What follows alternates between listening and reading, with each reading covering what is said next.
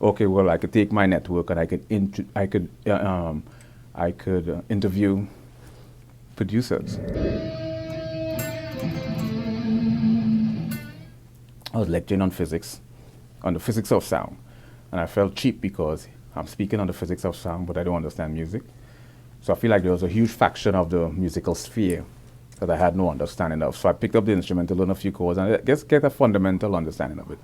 But it From a sucks even. physics perspective, it's called frequency. How we interpret sound, we call it pitch. Rather discuss light and the electromagnetic spectrum. I would much rather discuss quantum electrodynamic, the relationship between photons and electrons. When you study quantum electrodynamics, the relationship between electrons and photons, what you see is something extraordinary. You see a lot of sociology. You see a lot of sociology. Energy, subatomic particles cancel each other out, and it's based on energy level. Good evening, everyone, and welcome to Truth Noir.